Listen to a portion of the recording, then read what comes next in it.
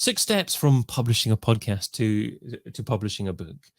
So you all know that quite recently I published SEO in 2023 for Majestic. Big 500-page book. It's 120,000 words. So a big chunky book, and that's come from a podcast series. So to start off with, get a decent microphone. Samsung Q2U is the best microphone for most people to start off with. It's about £80 UK, $100 USA. Keep on practicing with it. Get comfortable with it. Get comfortable using it. Step number 2, start with an audio-only podcast. This is a recorded podcast. You're not doing it live or anything like that. You're getting comfortable with using the microphone. You're getting comfortable being consistent in terms of how you're phrasing things, how you want to talk, how you're quite comfortable with silences. That was a strategic silence. And interviewing guests, that's a skill in itself as well. So get started with an audio-only podcast for about 20 episodes to begin with. Step number 3, use video as well. This is still pre-recorded, but get a reasonable camera. Logitech C920 is a decent camera. It's not too expensive, about 60, 70 pounds, something like that. The reason why it's good is that, first of all, it's 1080p. A lot of cameras are lower resolution still nowadays. It's got a decent autofocus. It's got some nice colors as well, and it's fairly plug and play. Just plugs into the USB. So a great, decent camera to get started with. Now, once you're comfortable doing that, and you're doing videos at the same time, you're uploading videos to YouTube, then it's the time to live stream. But live stream and actually produce your podcast at the same time.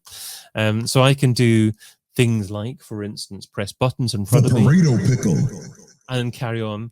And I've got different bumpers that I can bring on. So I can produce my show as live. And that's a great thing to be able to do, because it doesn't take as long to produce everything. That live feel, I think, has that little bit more energy rather than a pre-recorded show as well. So if you can record your podcast and video while live streaming, another skill is to look at comments as well. So you've got Shiro, for example, that said you can now use your iPhone camera if you record on Mac. Yeah, so I've interviewed a few people on iPhone. I don't like the idea of shifting the camera position all the time. That's the main reason why I don't particularly recommend that.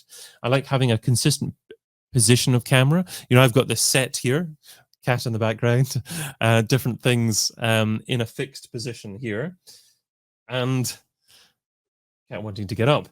But different things in fixed positions. I think a fixed camera is a good thing. So that's why I'd recommend a webcam over an iPhone. Step number 5 is produce a short virtual summit. So to a certain degree, this is just producing maybe 4, 6, or 8 or 12 podcast episodes in a row. You're not even necessarily hosting everything, or you could be topping and tailing things. But because you've got comfortable doing your own live streams, then you can start to host summits, and you're much more likely to do a decent job doing that.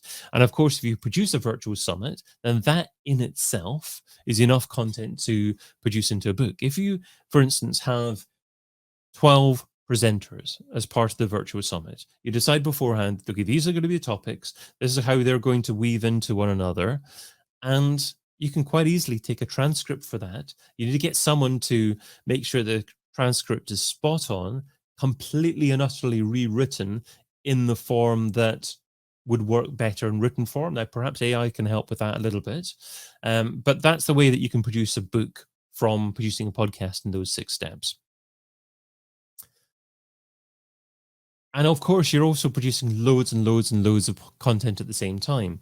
16 episodes of hub content, potentially 16 help content blog posts, loads of social media posts, a 250-page book is what you can get from that kind of content. So let's dive into, I promised you that I'd share a little bit more information about what I did for Majestic, even with some stats on the podcast as well. So 101 episodes as a podcast, as a video series, and as a book. As a book, this is the book on Amazon. So decent reviews there as well. And the lovely thing is, because we used a live stream launch, then we managed to get it as number one in the online internet searching category on Amazon. So that's a lovely way to get more eyeballs on it during launch week. And also, of course, it's on Spotify, but not only is it on Spotify, according to me, and I think according to quite a few people, it is number one on Spotify for SEO. So if you want to search Spotify for SEO, Spotify podcast for SEO, then this podcast, SEO in 2023, should be number one for that, which is a great achievement. I think a lot of that is to do with the publishing frequency. So we did this 101 podcast sequence, but we published it on a daily basis, every day, 5 days a week for about 5 months, something like that. And here are the stats. Okay, so these are the download numbers. So what we did is we launched the podcast at the beginning of December. So it's about the 3rd of December, so when we launched that. So you can see the stats just going up really, really nicely there.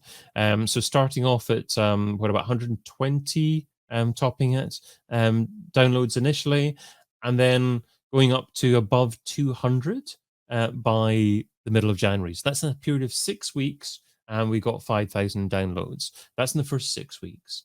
Now, 3 months after that, it just kept on going upwards. So from that 200 mark, was consistent for a month or so, and then shot up again, and now reached over 350 a couple of days, bringing in a total of over January, February, March, 3 months, 3 months, 15,000.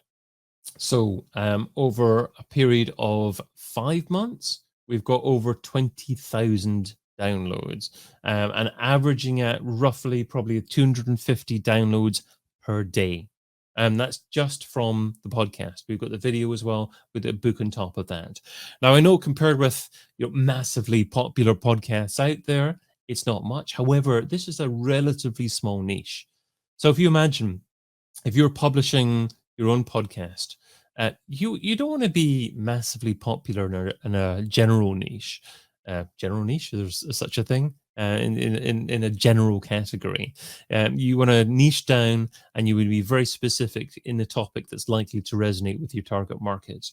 And if you can get that level of success, having more than 200 downloads per day, in just audio form, plus the other forms of content, that's a wonderful platform, a wonderful subscription opportunity you're providing your target market, so that they remember your brand, they come back to you, and when they're ready to buy, they'll remember you.